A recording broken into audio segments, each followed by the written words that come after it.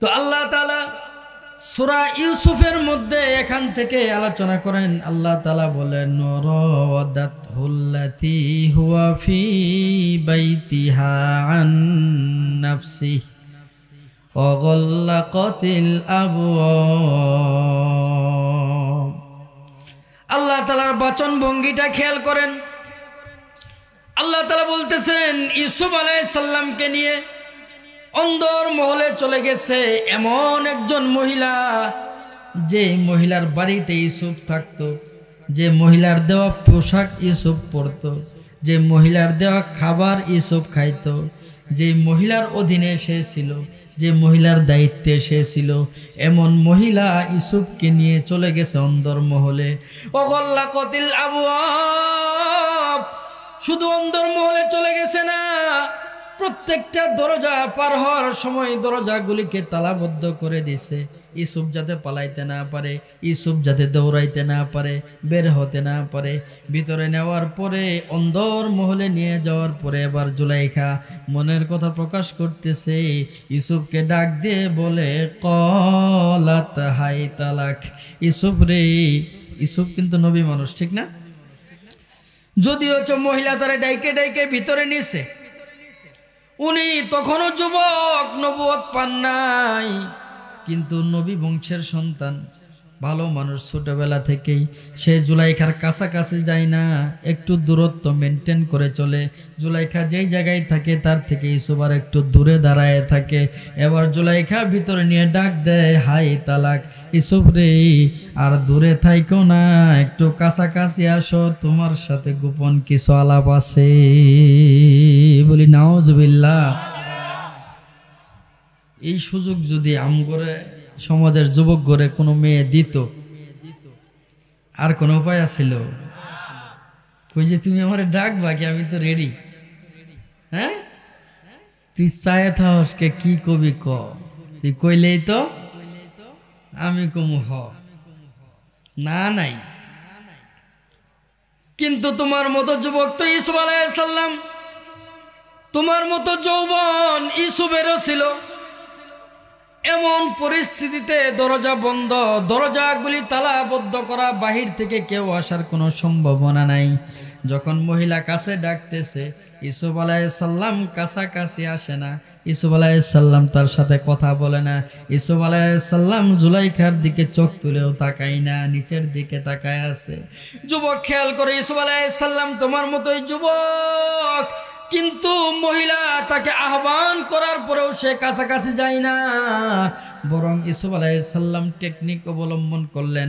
ইউসুফ আলাইহিস সালাম এবার বুঝতে পারছেন জুলাইখার মনের মধ্যে কি চলে, জুলাইখা কেন তার ভিতরে ডাইকা নিছে। উনি বুঝতে পারছেন জুলাইখার উদ্দেশ্য ভালো না, জুলাইখার উদ্দেশ্য বড় খারাপ, ঠিক কিনা? তো ইউসুফ আলাইহিস সালাম এমন পরিস্থিতিতে পড়ে প্রথমেই উনি যে কাজটা করলেন সেটা হলো আল্লাহ তাআলাকে ডাক দিয়ে ফালাইছেন। উনি বলেন ক্বালা মাযাল্লাহ।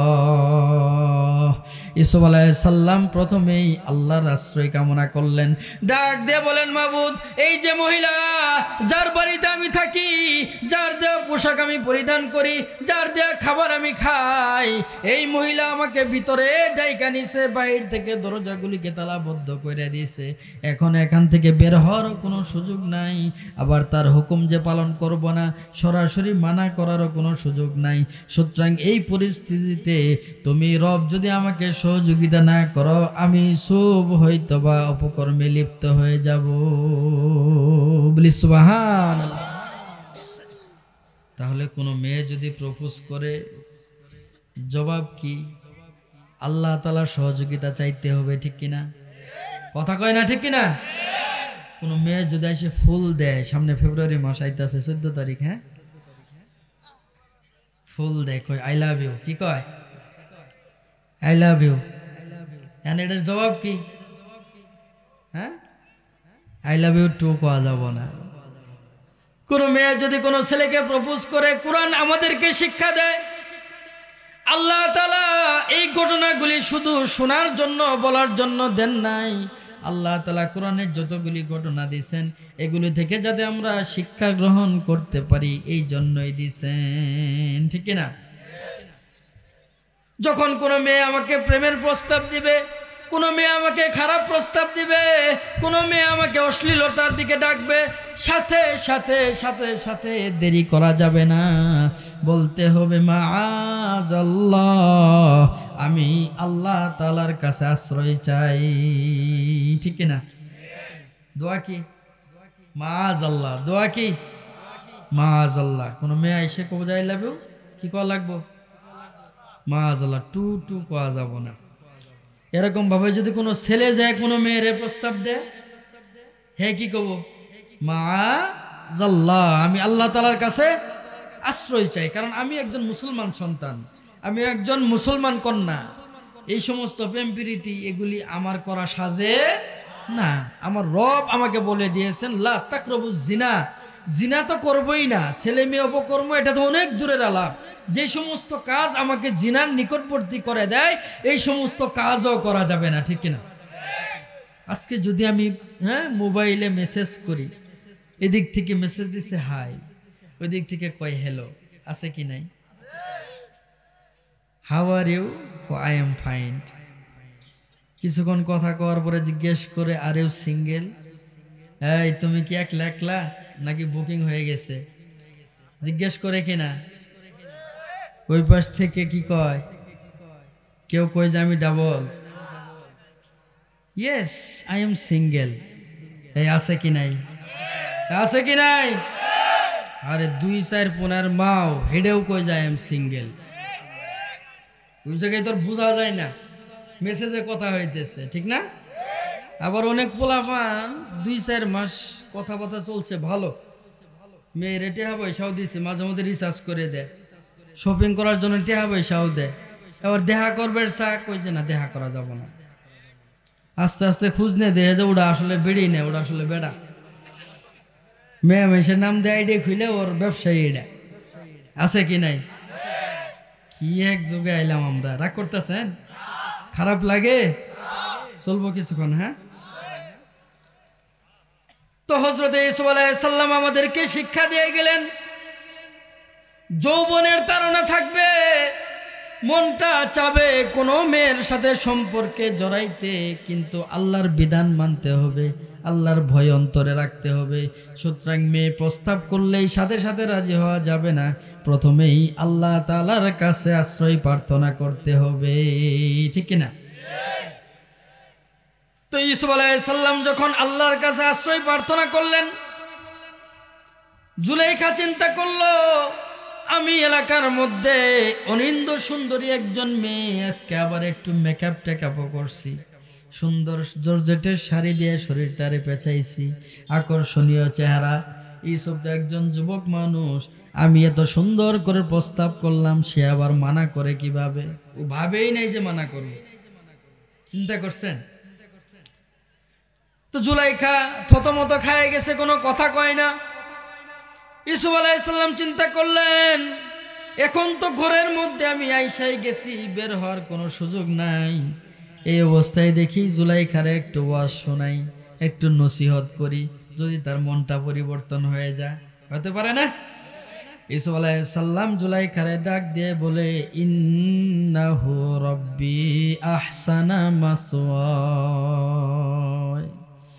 ইউসুফ আলাইহিস সালাম জুলাইখারে ডাক দিয়ে, জুলাইখা, ও আমার মালিকিন, যে আল্লাহ আমি ইউসুফকে তো সুন্দর করে বানাইছে, 2টা হাত সুস্থ দিয়েছে, 2টা চোখ সুস্থ দিয়েছে, আমার মাথার ব্রেনটারে সুস্থ করে বানাইছে, 2টা পা সুস্থ করে বানাইছে।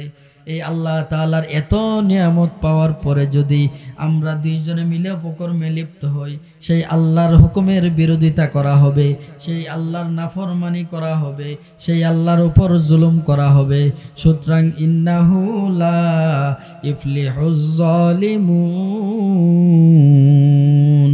যারা জালেম হয়, যারা গুনাহগার হয়, এরা কখনোই সফল কাম হতে পারে না। বলি সুবহানাল্লাহ। ইউসুফ এত সুন্দর করে বুঝাই দিল জুলাইখা, আজকে যদি আমার দুইটা চোখ সুস্থ না থাকতো তুমি জুলাইখা আমার প্রেমে পড়তা না। আজকে যদি আমার দুইটা হাত না থাকতো তুমি জুলাইখা আমার প্রেমে পড়তা না। আজকে যদি আমার দুইটা পা না থাকতো তুমি জুলাইখা আমার প্রেমে পড়তা না।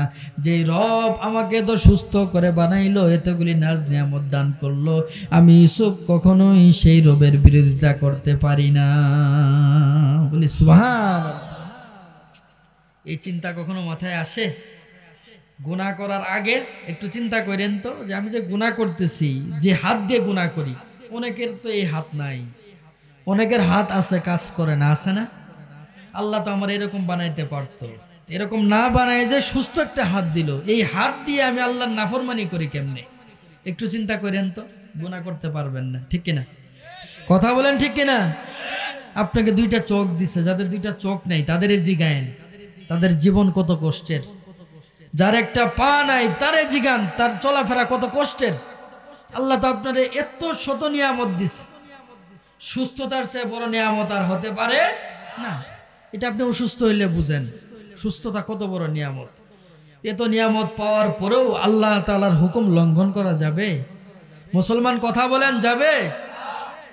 মুফাসসিরিনে কেরাম আরেকটা ব্যাখ্যা করেন, তারা বলেন ইউসুফ আলাইহিস সালাম বলতেছেন ইন্নাহু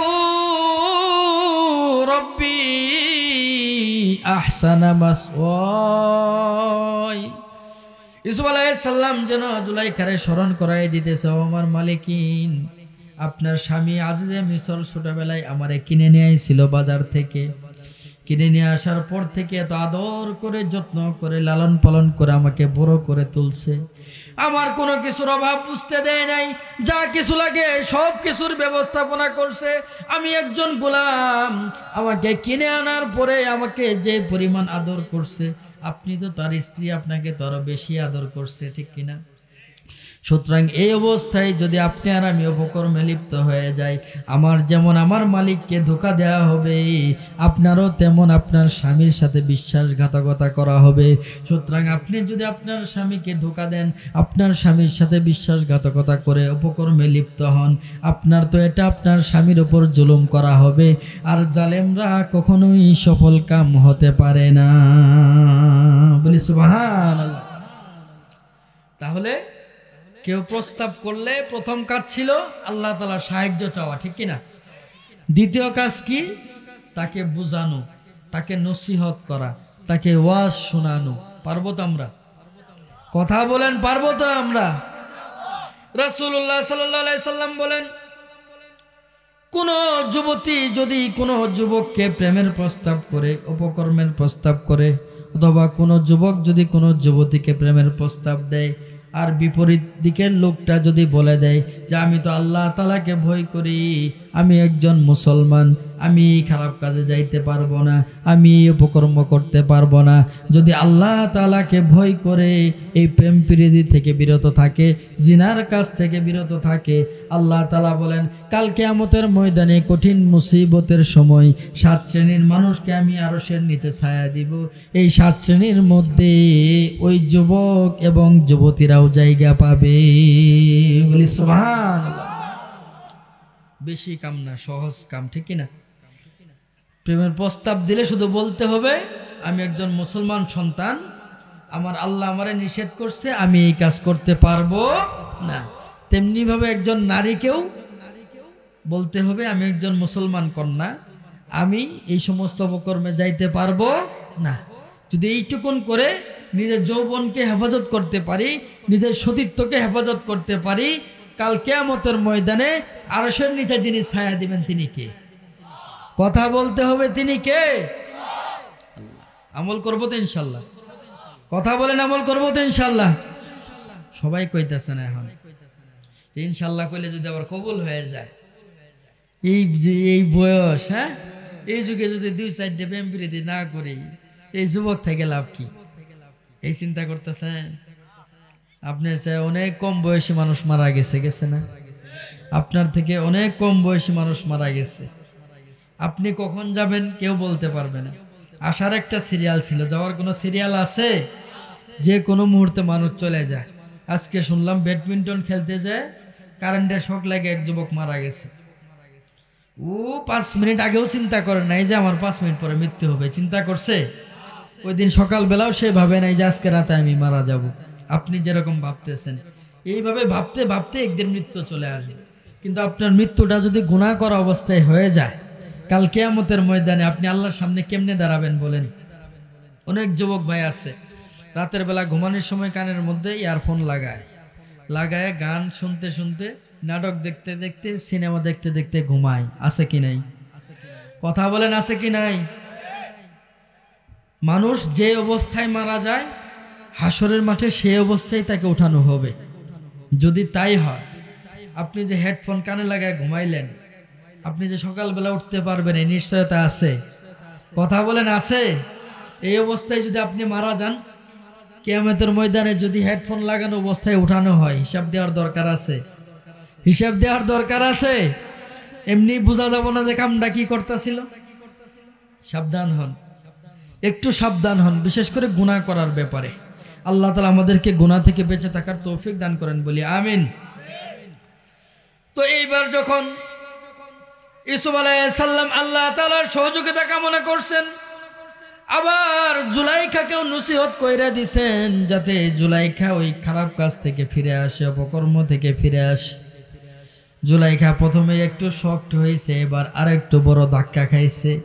আরে আমি যুবককে এত বড় একটা অফার দিলাম, এত বড় সুযোগ, কিন্তু যুবক আমার অফার গ্রহণ না করে, এত বড় সুযোগ গ্রহণ না করে আমাকে আরো নসিহত শোনা, আমারে আর ওয়াজ করে কিভাবে যুবকরে পাওয়া যায়, কিভাবে যুবকরে নিজের দিকে আকৃষ্ট করা যায়, এই চিন্তা করতেছি।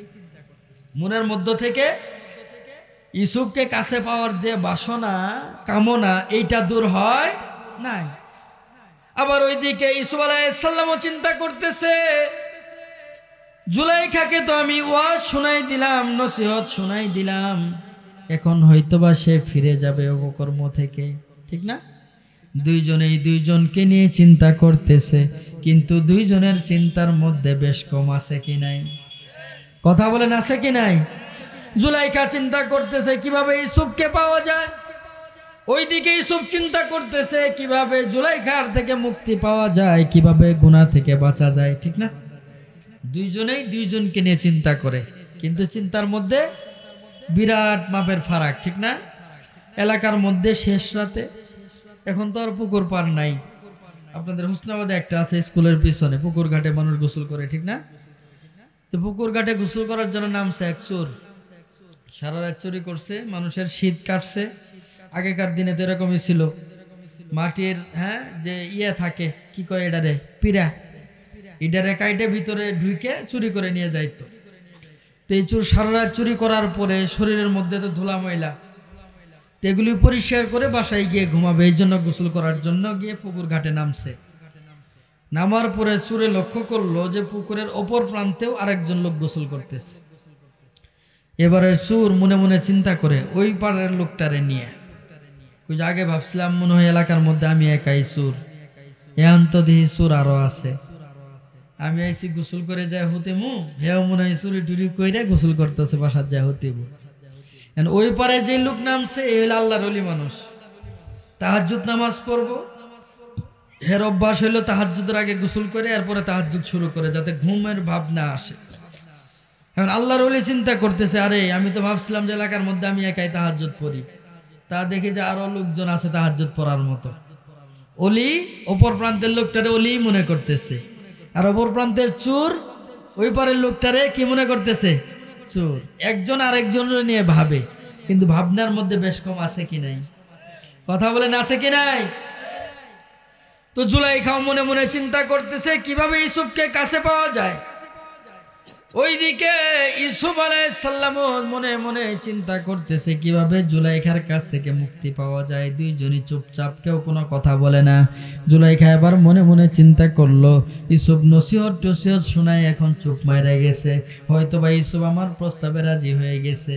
এই জন্য জুলাইখা সে যে কামরার মধ্যে ছিল, এই কামরার মধ্যে কয়েকটা মূর্তি রাখা ছিল, এই মূর্তিগুলিকে জুলাইখা দেবতা মানত, এগুলির পূজা অর্চনা করত। পারতো, সে দেবতার মুখগুলিকে লম্বা একটা কাপড় দিয়ে ঢেকে দিচ্ছে।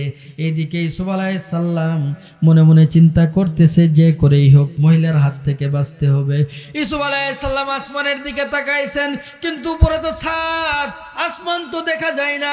আল্লাহ তাআলা বলেন, আমি ইউসুফ আলাইহিস সালামকে এমন অবস্থায় নিদর্শন দেখায় দিলাম, যদি আমি নিদর্শন না দেখাইতাম ইউসুফ আকৃষ্ট হতে পারতো। আল্লাহ তাআলা বলেন, লাউলা আররা বুরহানা রব্বি, আমি আল্লাহ তাআলা ইউসুফকে এই মুহূর্তে নিদর্শন দেখাইলাম।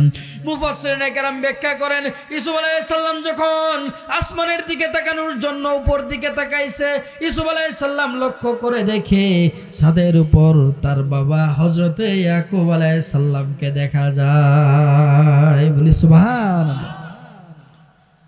ইউসুফ আলাইহিস সালাম লক্ষ্য করে দেখেন তার বাবা লাঠির উপর ভর দিয়ে দাঁড়ায় আছে, আর এক হাতের আঙ্গুল মুখের মধ্যে নিয়ে চাবাইতেছে। মুখটা বড় বিষণ্ণ, বড় বিরক্ত দেখা যায়, মনে হয় বড় টেনশনে আছে, চিন্তাযুক্ত অবস্থা। ইউসুফ আলাইহিস সালামের বুঝতে বাকি নাই, আমি যে এখন গুনাহ করার দিকে যাব, আমি যে গুনার দিকে উদ্যত হব, হয়তোবা এ কারণেই আল্লাহ তাআলা আমার বাবার ছবি এখানে দেখাই দিছে। বলি সুবহানাল্লাহ। বাবারে দেখলে সন্তানরা একটু ভয় পায় না? কথা বলেন, ভয় পায় না? ছোট ছোট পোলাপান ধুমায় বিড়ি টানে, দেখছেন আপনারা? আগে এরকম দেখি নাই। বড় বড় মানুষও বিড়ি সিগারেট খাইলে এখনো দেখবেন সম্ভ্রান্ত পরিবারের লোকজন বিড়ি খাইলে লুকায় টোকায় খায়। পোলাপানের সামনেও খায় না, মুরব্বীদের সামনেও খায় না, ঠিক না? আর কিছু পুচকে পোলাপান বিড়ি টানা শিখছে রাস্তার মোড়ের মধ্যে, এই ধুমে কারে ক আছে কি নাই? এই বন্ধুদের তালে পড়ে যদি পোলাপান টানতেছে, এই অবস্থায় দেখে যে বাপ আইছে, বিড়ি আর হাতের মধ্যে থাকে, কথা কয় না থাকে, তাড়াতাড়ি এটা লুকা। কেন? বাবারে দেখলে মনের মধ্যে এই যে অন্যায় করার, গুনার কাজ করার যে প্রবণতা, এটা হ্রাস পায়, ঠিক কিনা? তো ইউসুফ আলাইহিস সালামও যখন তার বাবার চেহারা দেখছেন, উনি এবার মনে মনে সংকল্প করে ফেলাইছেন, না রে, আমি তো নবী বংশের সন্তান, আমার বাবা একজন নবী মানুষ, আমার এই কাজ করা সাজে না, অন্যায় করা সাজে না, অপকর্ম করা সাজে না, যে কোনো মূল্যে হোক গুনাহ থেকে আমাকে বেঁচে থাকতে হবে। বলি সুবহানাল্লাহ। ওই দিকে তাকায় দেখে জুলাইখা মূর্তির মাথাগুলিকে ঢেকে দিতেছে। ইউসুফ আলাইহিস সালাম জিজ্ঞেস করলেন, জুলাইখা, আপনি মূর্তির মাথাগুলিকে কাপড় দিয়ে কেন ঢেকে দেন? ব্যাপার কি আমি বুঝি নাই। জুলাইখা ডাক দিয়ে বলে, ইউসুফ, একটু পরেই আমরা যে দুইজনে মিলিত হতে যাচ্ছি, আমরা যে অপকর্মে লিপ্ত হতে যাচ্ছি, এগুলি তো আমার দেবতা, এগুলিকে তো আমি খোদা মানি, এইগুলির সামনে তো অপকর্ম করা যায় না, লজ্জাজনক ব্যাপার। কাপড় দিয়ে এগুলির মাথা ঢেকে দিতেছি, যাতে আমি অপকর্ম করলেও আমার দেবতা আমার অপকর্ম দেখতে না পারে। বুঝতে পারছেন? তো জুলাইখা যখন ইউসুফকে বলছে, আমি দেবতার মাথাগুলি ঢেকে দিতেছি যাতে করে আমার অপকর্ম তারা দেখতে না পায়, ইউসুফ আলাইহিস সালামের অন্তরের মধ্যে কথাটা ধাক্কা লাগছে। ইউসুফ আলাইহিস সালামও মনে মনে চিন্তা করলেন, জুলাইখা এমন দেবতার পূজা করে, এমন দেবতাকে মানে, এমন দেবতার অর্চনা করে, যেই দেবতার মাথাগুলি কাপড় দিয়ে ঢেকে দিলে সে আর দেখতে পারে না। কিন্তু আমি ইউসুফ এমন একজন রবের গোলামি করি, যে রবের মাথা কখনোই কাপড় দিয়ে ঢাকা যায় না।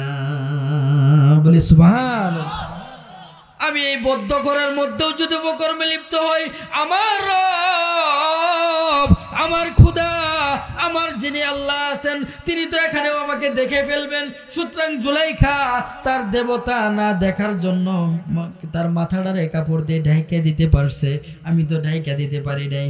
সুতরাং কোনোভাবেই এই গুনার মধ্যে আমার লিপ্ত হওয়া যাবে না। তাহলে কি করতে হবে? গুনাহ থেকে বাঁচতে হবে। এখন যদি এইভাবে আমি দাঁড়ায় থাকি, জুলাইখা যদি কাছাকাছি চলে আসে, আমার সাথে জোরাজুরি শুরু করে, তাহলে তো আমি গুনাহ থেকে বাঁচতে পারলাম না, ঠিক না? তো ইউসুফ আলাইহিস সালাম চিন্তা করলেন, যেহেতু আমি গুনাহ থেকে বাঁচতে চাই, আমার যতটুকুন সামর্থ্য আছে এইটুকুন সামর্থ্য ব্যয় করতে হবে গুনাহ থেকে বাঁচার ক্ষেত্রে। উনি চিন্তা করলেন, আমি তো দাঁড়ায় আছি ঘরের মিডিলে, মাঝখানে, এখান থেকে দৌড়ায় দরজা পর্যন্ত যাওয়ার সক্ষমতা আমার আছে, ঠিক না? এখান থেকে আমি তো দৌড় দিয়ে দরজা পর্যন্ত যাইতে পারবো পালানোর জন্য, এখন যদি দরজা বন্ধ থাকার কারণে আমি বের হতে না পারি, এরপরে গুনাহের মধ্যে লিপ্ত হয়ে যায়, কিয়ামতের ময়দানে আল্লাহ তাআলাকে বলতে পারবো আমি যে আমি যেটুকুন চেষ্টা ছিল আমি চেষ্টা করছি কিন্তু আমি বাইর হইতে পারি নাই, ঠিক কিনা? তো ইউসুফ আলাইহিস সালাম যখন গুনাহ থেকে বাঁচার জন্য তার সর্বশেষ চেষ্টা তখন ব্যয় করে দিয়েছেন, উনি ঘরের মাঝখান থেকে দৌড় লাগাইছেন দরজা লক্ষ্য করে। ইউসুফ আলাইহিস সালাম যখন দৌড় দিয়েছেন গুনাহ থেকে বাঁচার জন্য, ওইদিকে আসমান থেকে আল্লাহ তাআলা এই ঘটনাগুলি দেখতেছে কিনা? কথা বলেন, দেখতেছে কিনা? আল্লাহ তাআলা জিবরাইলকে ডাক দিয়ে বলেন, জিবরাইল, এ জিবরাইল, আর আসমানে থাকিস না, দ্রুত চলে যা, দুনিয়াতে চলে যা। ওই যে দেখ আমার বান্দা ইউসুফ বড় বিপদের মধ্যে আছে, সে গুনাহ থেকে বাঁচার জন্য চেষ্টা করতেছে, সে আমার কাছে সাহায্য কামনা করতেছে। এইবার তার সর্বশেষ চেষ্টাটুকু ব্যয় করার জন্য ঘরের মিডল থেকে দরজা লক্ষ্য করে দৌড় লাগাইছে। তুই জিবরাইল যা রে, আমার ইউসুফ দরজার কাছে পৌঁছার আগে দরজার তালাও খুলে দিবি, দরজাটারেও খুলে দিবি। বলি সুবহান। আমরাও যদি গুনাহ থেকে বাঁচার জন্য আমাদের সর্বশেষ চেষ্টাটুকুন ব্যয় করতে পারি, ইউসুফকে যিনি গুনাহ থেকে বাঁচাই দিচ্ছেন সেই রব আমাকেও গুনাহ থেকে বাঁচাইতে পারে কিনা? সেই রব আছে না এখনো? সেই আল্লাহ আছে না এখনো? বিশ্বাস আছে তো? আমার চেষ্টা করতে হবে গুনাহ থেকে বাঁচার। পারবো তো ইনশাল্লাহ? পারবো তো ইনশাল্লাহ? আপনার আমার এত বিপদ আসে না, হ্যাঁ? আমার ডাইকে নিয়ে ঘরের মধ্যে তালাবদ্ধ করে প্রেমের প্রস্তাব দিব, এই বিপদ আমগরে আসে না। আসে? যেইটুকুন আসে ওইটুকুন থেকে দৌড় দিয়ে রাস্তার মোড় থেকে বাড়ির যাইতে সময় লাগবো না, স্কুলের সিফার থেকে দৌড় দিয়ে স্কুলের গেট পর্যন্ত যাইতে সময় লাগবো না। শুধু আমাদের নিয়ত থাকতে হবে যে আমি গুনাহ করব না। শুধু এইটুকুন নিয়ত থাকলেই দেখবেন আপনি গুনাহ থেকে মুক্ত থাকতে পারতেছেন, ঠিক কিনা? কথা বলেন, ঠিক কিনা?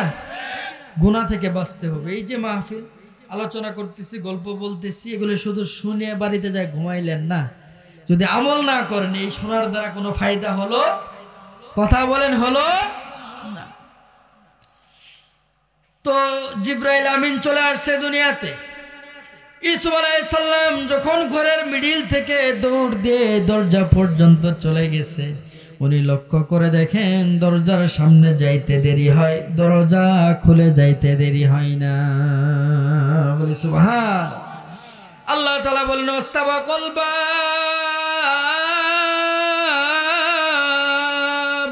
ওয়াকদ্দাত কমিসুহু মিন দুবুর।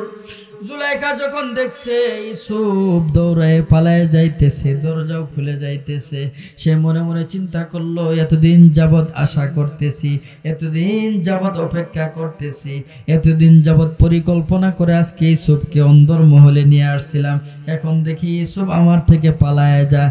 এখন যদি পালায় যায় আর তো সুযোগ আসবে না হাতে। সুতরাং জুলাইখাও পিছন পিছন দৌড়, পিছন পিছন থেকে গিয়ে ইউসুফ আলাইহিস সালামের পাঞ্জাবির মধ্যে খামচি দিয়ে ধরছে। ইউসুফ আলাইহিস সালাম দৌড়াইতেছে দৌড়াইতেছে, পিছন থেকে পাঞ্জাবির মধ্যে খামচি দেওয়ার কারণে ইউসুফ আলাইহিস সালামের পাঞ্জাবির পিছনে অনেকটুকুন ছিঁড়ে গেছে, কিন্তু ইউসুফ থামে নাই, এইভাবে দৌড়াইতেছে। একটা করে দরজার সামনে চলে যায়, আল্লাহ তাআলার রহমতে একটা একটা করে 7টা দরজাই খুলে গেছে। বলি সুবহান। আল্লাহ তাআলা পারে কিনা? আল্লাহ তাআলা পারে কিনা? আরো অনেক কিছুই পারে, ঠিক কিনা? সকালবেলায় আছে ক্ষমতাসীন, বিকেল বেলায় ক্ষমতা নাই, হয় কিনা? সকালবেলা আছে অনেক সম্পত্তির মালিক, বিকেল বেলায় সম্পত্তি নাই, আছে কিনা? সকালবেলায় অনেক শক্তিধর, বিকাল বেলায় শুনি ইন্তেকাল হয়ে গেছে, আছে কি নাই? আমেরিকার মধ্যে আগুন জ্বলতেছে, লস এঞ্জেলেসে, শুনছেন না খবর? দাবানল শুরু হয়েছে, এটা আর থামে না। আমেরিকার মতো জায়গায়, আমেরিকার মিডল পয়েন্ট, মূল পয়েন্ট লস এঞ্জেলেস, একটা শহরের নাম। এই জায়গার মধ্যে কেউ গিয়ে আক্রমণ করে ধ্বংস করবে এই শহর, এটা কেউ কল্পনাও করতে পারতো না। কিন্তু আল্লাহ তাআলা চাইলে মুহূর্তের মধ্যেই শেষ করতে পারে কিনা? কথা বলে না পারে কিনা? 70,000 দমকলের গাড়ি নিয়োগ করা হয়েছে এগুলিকে পানি মারার জন্য। 70,000 গাড়ি, এইটার মধ্যে যদি 2 জন করিও কর্মচারী থাকে, লোক কতজন? এতগুলি ফায়ার সার্ভিসের লোক, এতগুলি গাড়ি থাকার পরেও আগুন নিয়ন্ত্রণে আসে না। সবকিছু করেন কে? কথা বলে না করেন কে? দীর্ঘদিন যাবৎ ফিলিস্তিনের উপর আক্রমণ হয়, ফিলিস্তিনের শিশুদের উপর আক্রমণ, নারীদের উপর আক্রমণ, মুসলমানদেরকে নামাজ পড়তে দেয় না, মুসলমানদেরকে বিদ্যুৎ দেয় না, মুসলমানদেরকে খাবার আটকাই দিছে, এত কষ্ট দিতেছে, হ্যাঁ, বছরের পর বছর এদেরকে অবরুদ্ধ করে রাখছে। আমেরিকা বসে বসে ইসরায়েলের সাপোর্ট দেয়। হয়েছে কি নাই? হয়েছে কিনা কথা বলেন? ফিলিস্তিনের নারী শিশুদেরকে যখন মারে তখন আমেরিকা মানবতার কথা কয় না, ঠিক না? কারণ ইসরায়েল তো তাদের মিত্র, ইসরায়েল তো তাদের বন্ধু, সে যেড়েই করে বলে হেড়েই ঠিক আছে। ভাবছে ফিলিস্তিনের মুসলমানগুলি দুর্বল, এরা তো আর আমাদেরকে আক্রমণ করতে পারবে না, শেষ করতে পারবে না। কিন্তু ফিলিস্তিনের মুসলমানরা যে রবকে মানে, যে আল্লাহকে মানে, সেই আল্লাহ তো দুর্বল না, ঠিক কিনা? কথা বলেন, সেই আল্লাহ তো দুর্বল না। তুমি মুসলমানকে কষ্ট দেওয়ার আগে একবার ভাইবে নিও মুসলমানেরও একজন মালিক আছে। কোন দুর্বলকে কষ্ট দেওয়ার আগে একবার ভাইবে নিও এই দুর্বলেরও একজন রব আছে। একজন অসহায়কে কষ্ট দেওয়ার আগে, জুলুম করার আগে, জেলে নেওয়ার আগে, গুমে নেওয়ার আগে, আয়না ঘরে ঢুকানোর আগে একবার চিন্তা কইরো এই লোকটারও একজন রব আছে, ঠিক কিনা? সেই রব যেদিন তোমারে ধরবো, পালানোর টাইম পাবা না, ঠিক না? লুকায়ে তাল পাবা না, হয় কিনা? কথা বলে না, হয় কিনা? ক্ষমতার বাহাদুরি ফেরাউন কম দেখায় নাই, টিকতে পারছে। নমরুদ কম দেখায় নাই, টিকতে পারছে। আরো অনেকেই আছে কম দেখায় নাই, টিকতে পারছে। আল্লাহ তাআলা এগুলো আমাদেরকে শিক্ষা দেন যাতে আমরা শিক্ষা নেই। আজকে আমার ক্ষমতা আছে, আমিও যদি অন্যায়ভাবে ব্যবহার করি আল্লাহ তাআলা আমার উপরও ওই আযাব দিতে পারে কিনা? কথা বলেন, পারে কিনা? আজকে আমার অর্থ আছে, আমি যদি আমার অর্থটারে আল্লাহর হুকুমে ব্যয় না করে অন্যায় পথে খরচ করি, যারা অন্যায় পথে খরচ করার কারণে আল্লাহর আযাবে গ্রেফতার হয়েছে, এই আযাব আমার উপর আসতে পারে কিনা? কথা বলেন, পারে কিনা? আল্লাহ তাআলা সবাইকে বুঝ দান করেন, বলি আমিন। তো হযরত ইউসুফ আলাইহিস সালাম যখন গুনাহ থেকে বাঁচার জন্য দৌড় দিয়েছে, আল্লাহ তাআলা একে একে 7টা দরজা তালা সহ খুলে ইউসুফ আলাইহিস সালামকে বের হওয়ার ব্যবস্থা করে দিয়েছে। এবার যখন 7ম নম্বর দরজা খুলে বের হয়েছে, আল্লাহ তাআলা বলেন ওয়া আলফায়া সাইয়্যিদাহা লাদাল বাব।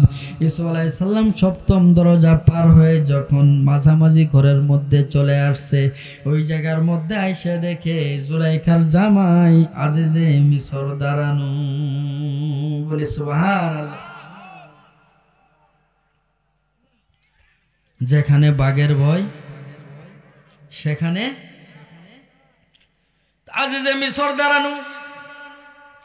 উনি তাকায় আছেন, দেখেন ইউসুফ আলাইহিস সালাম দৌড়ায় দৌড়ায় আসতেছে, হাঁপাইতেছে, তার সামনে এসে দাঁড়ায় গেছে। পিছন পিছন তার স্ত্রী জুলাইখাও দৌড়াইতে দৌড়াইতে আইতেছে। জুলাইখার দিকে তাকায় দেখে ব্যাপার কি, মেয়ে তো কোনোদিন মেকআপ করে না, আজকে মেকআপ করছে, আজকে সাজুগুজু করছে ভালো, আবার জর্জেটের শাড়িও পরছে। জর্জেটের শাড়ি চিনেন? জর্জেটের শাড়ি চিনেন? চিনেন না? যেটা উপর দিকে ধরলে বাংলাদেশ বর্ডার থেকে ভারতের পাহাড় পর্বত হইতে দেখা যায়। আছে না এরকম শাড়ি? এগুলি মুসলমান কন্যারা পরে না, এগুলি পরার্থে না পরাবেলা, ঠিক না? তো আজিজে মিসর দেখলো যে ইউসুফ দৌড়ায় আসছে, পিছন পিছন তার স্ত্রী জুলাইখাও দৌড়ায় আসতেছে, কিন্তু জুলাইখার কাপড় চোপড় বেশি সুবিধার না। ব্যাপার কেউ নেই, বুঝতে পারে নাই, কারণ ইউসুফকে কখনো অন্যায় কাজ করতে দেখে নাই, ইউসুফকে কখনো খারাপ কাজ করতে দেখে নাই, ইউসুফকে কাউকে ধোঁকা দিতে দেখে নাই। এত সুন্দর একজন বালক, সে তার স্ত্রীর দিকে কোন নজর দিবে এটা সে ভাবতে পারতেছে না। কিন্তু ব্যাপার কি?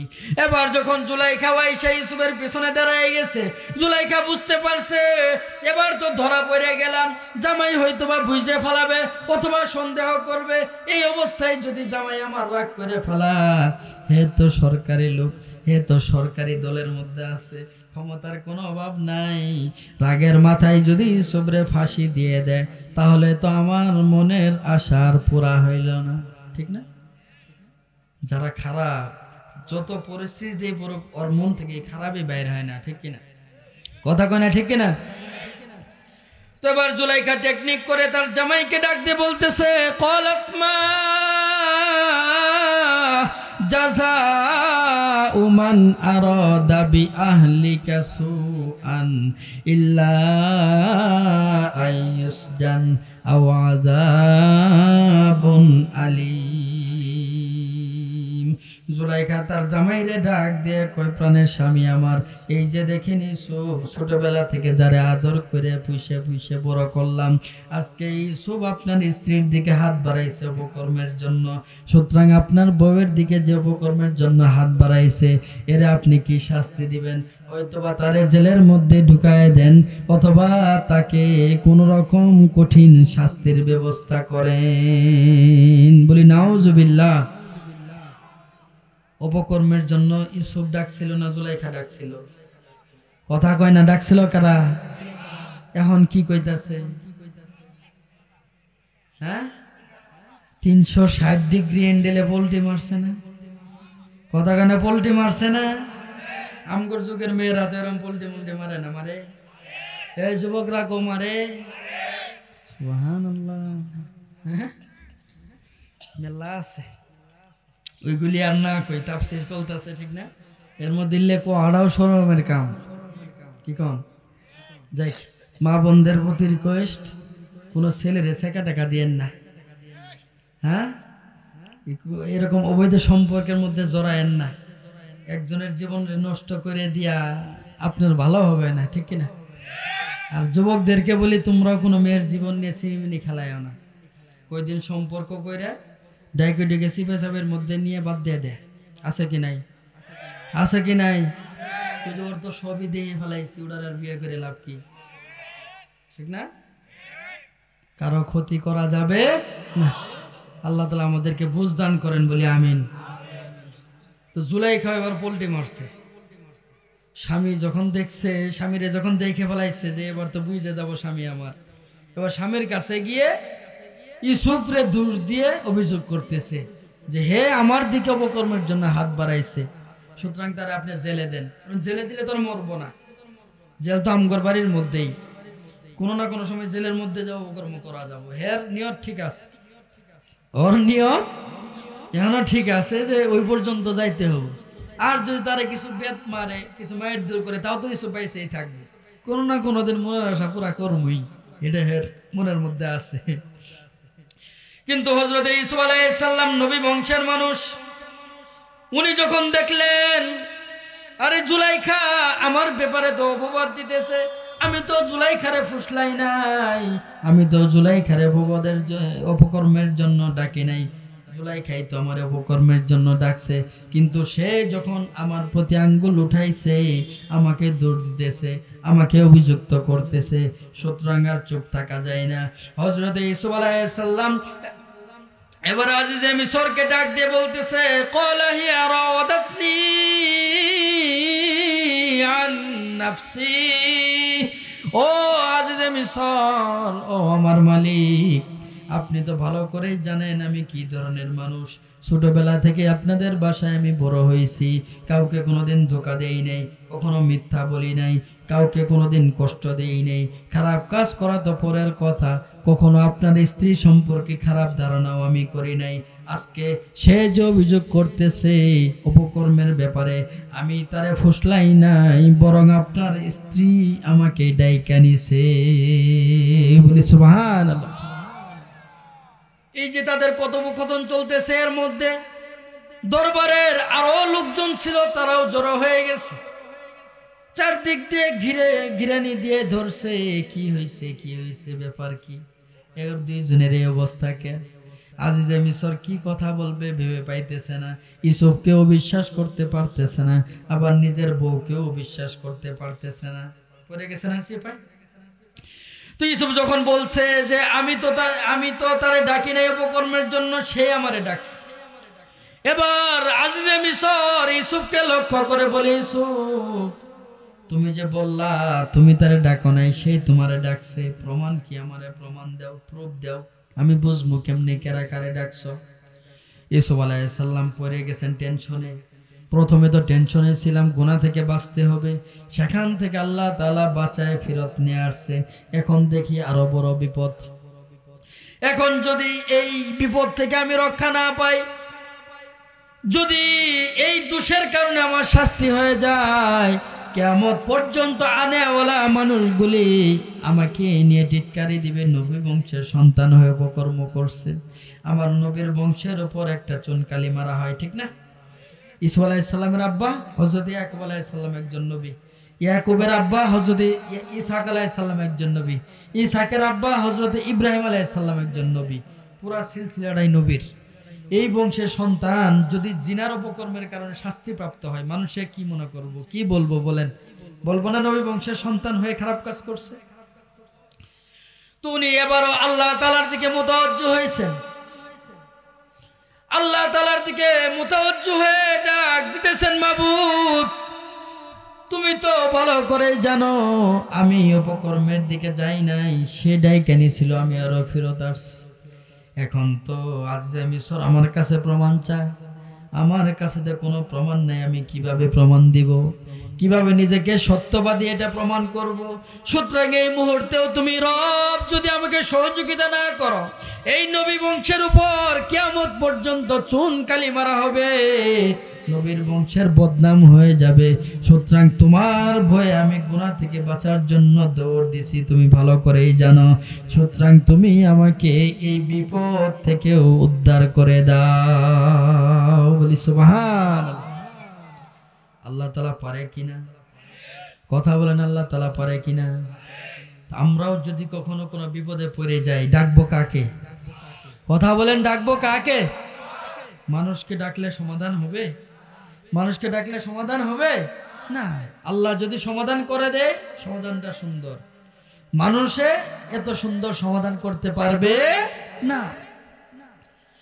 যখন ইউসুফ আলাইহিস সালাম সরাসরি আল্লাহ তাআলাকে ডাক দিয়ে ফেলাইছেন, আল্লাহ তাআলা বলেন, ও শাহিদা শাহিদুম মিন আহলিহা, ইউসুফ যখন আমার ভয়ে গুনাহ করে নাই, ইউসুফ যখন আমাকে ভয় করে গুনাহ থেকে পালানোর জন্য দৌড় দিছে, এবার যখন ইউসুফ বিপদে পড়ে গেছে, আমি আল্লাহ তাআলারও কিছু দায়িত্ব আছে কি নাই?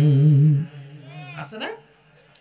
এবার তাদেরকে যে ঘিরানি দিয়ে ধরছে লোকগুলি, এর মধ্যে একজন মহিলা ছিল, কোলের মধ্যে দুধের শিশু। শিশুটার বয়স কয়েকদিন হয়েছে, এখনো মাস হয় নাই, অনেকে বলছে 40 দিন বয়স। 40 দিনের বাচ্চা কি কথা বলতে পারে? কথা বলেন, কথা বলতে পারে? আল্লাহ তাআলা বলেন, ওই দুধের শিশুর কণ্ঠের মধ্যে আমি জবান দিয়ে দিলাম। সুবহানাল্লাহ কোন?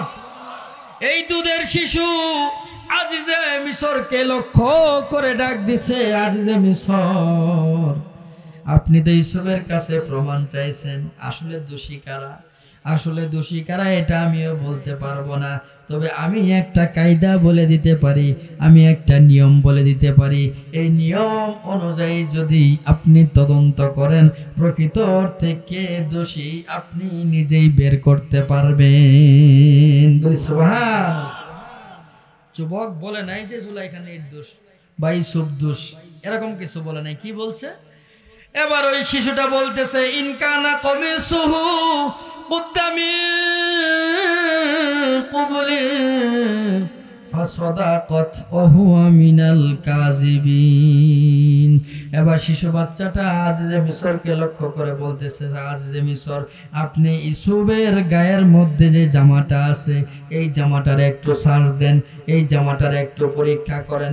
যদি দেখেন জামার সামনের দিকে ছিঁড়া, জামার সামনের দিকে খামসা খামসির দাগ, তাহলে বুঝবেন ইউসুফ অপকর্মের জন্য জুলাইখার দিকে আগায় গেছে। জুলাইখা নিজেকে বাঁচানোর জন্য পাঞ্জাবের সামনের দিকে দিকে খামচি দিছে, পাঞ্জাবির সামনের দিকে টানা হিসরা করছে, বুঝবেন জুলাইখা নির্দোষ, ইসুফ দোষ। আর ওয়াইন কানা কমিসুহু কুদ্দামি দুবুরি ফাকাযাবাত ওয়া হুয়া মিনাস সাদিকিন।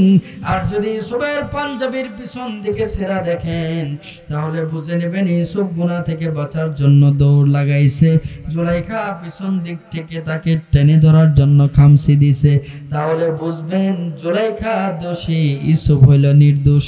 সুন্দর কথা বলছে না? ইসুফের পাঞ্জাবিটা চেক করেন, যদি সামনের দিকে খামচা খামচির দাগ পান, ছিঁড়া দেখেন, বুঝবেন ইসুফ দোষী। সে আগাইছিল অপকর্মের জন্য, জুলাইখা নিজেকে বাঁচানোর জন্য পাঞ্জাবি সামনের দিক থেকে খামচা দিবে, ঠিক না? আর যদি পিছন দিকে ছিঁড়া দেখেন বুঝবেন জুলাইখা দোষী, কারণ ইসুফ দৌড়াইছিল গুনাহ থেকে বাঁচার জন্য, জুলাইখা তার পিছন দিক থেকে টাইনে ধরছে। হতে পারে না এরকম? তো এবার আজিজে মিসর ফালাম্মা রাআ কমিসহু কুদ্দা মিন দুবুরি ক্বালা ইন্নাহু মিন কাইদিকুম। আজিজে মিসর যখন ইউসুফ আলাইহিস সালামের পাঞ্জাবির পিছন দিকে ছিঁড়া দেখলেন, ঘুরায় ঘুরায় দেখতেছে, সামনের দিকে পাঞ্জাবির কোনো ছিঁড়ার দাগ নাই, সামনের দিকে পাঞ্জাবির ভাঁজ হওয়ার কোনো দাগ নাই। ঘুরাইতে ঘুরাইতে যখন দেখতে পারলেন পিছন দিক থেকে খামচি দেওয়ার দাগ, আজিজে মিসর বুঝতে পারছে ইউসুফের কোনো দোষ নাই, ইউসুফ গুনাহ থেকে বাঁচার জন্য দৌড় দিছে, জুলাইখাই তাকে পিছন দিক থেকে টাইনে ধরছে।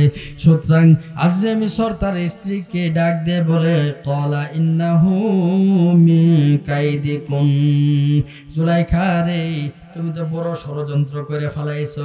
একদিকে তুমি ইউসুফকে গুনাহের দিকে আহ্বান করছো, ইউসুফ পালানোর চেষ্টা করছে, পিছন দিক থেকে তুমি খামচি দিয়ে ধরছো, নিজেই দোষ করছো, নিজেই অপকর্মের দিকে ডাকছো, আবার আমার সামনে পড়ার পরে তুমি ইউসুফকে দোষারোপ করতেছো। সুতরাং তুমি তো মারাত্মক চক্রান্ত করে ফেলাইছো। ইন্না কাইদা কুন্না আযীম, আর তোমরা মহিলাদের চক্রান্ত বড় মারাত্মক হয়ে থাকে। বলি সুবহানাল্লাহ। তাহলে একজন গুনাহ করবে না, ঠিক না? গুনাহ থেকে বাঁচার জন্য যতটুকুন চেষ্টা আছে তার সবটুকুন চেষ্টায় ব্যয় করছে, এরপরেও যখন সে বিপদে পড়ে গেছে, এখান থেকে উদ্ধার করছেন কে? কথা বলে না, উদ্ধার করছেন কে? আমরাও যদি কোনো গুনাহ থেকে বাঁচার জন্য চেষ্টা করি, নিজের চেষ্টার সবটুকুন ব্যয় করি, আমাদেরকেও বাঁচানোর জন্য ফিকির করবেন কে? কথা বলবেন কে? আমাদের গুনাহ থেকে বাঁচতে হবে, আমাদের গুনাহ থেকে বাঁচতে হবে। পারবো না ইনশাআল্লাহ?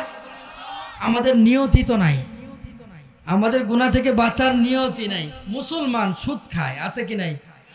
মুসলমান ঘুষ খায়, আছে কি নাই? মুসলমান আরেকজনের সম্পত্তি আত্মসাৎ করে, আছে কি নাই? মুসলমান আরেকজনের আইল কাটে, আছে কি নাই? মুসলমান রাষ্ট্রীয় সম্পদ নষ্ট করে, আছে কি নাই? এগুলি মুসলমানের করা সাজে? কোনো হারাম কাজ মুসলমানের করা সাজে? শুধু এইটুকুনি না, সামান্য টাকার লোভে পড়া মুসলমান তার মুসলমানের তো শেষ করে দিয়ে কাদিয়ানি ধর্ম গ্রহণ করে, আছে কি নাই? আছে কি নাই? সামান্য দুনিয়াবি লোভে কয়টা টাকা দিছে, একটা ছাগল দিছে, একটা গরু দিছে, এ ধর্মই চেঞ্জ করে ফেলাইছে।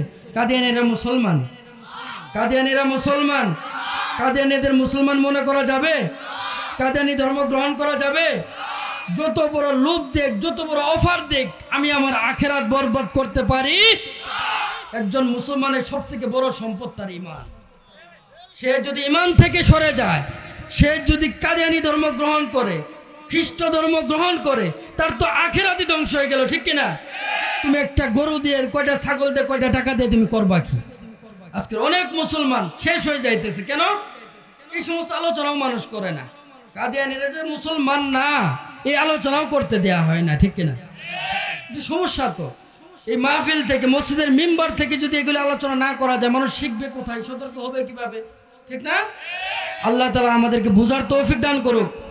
কোনো ধরনের লোভ, কোনো ধরনের লালসা আমাদেরকে যাতে গুনার দিকে ধাবিত না করে আল্লাহ তাআলা আমাদেরকে তৌফিক দান করেন। সবাই বলে আমিন।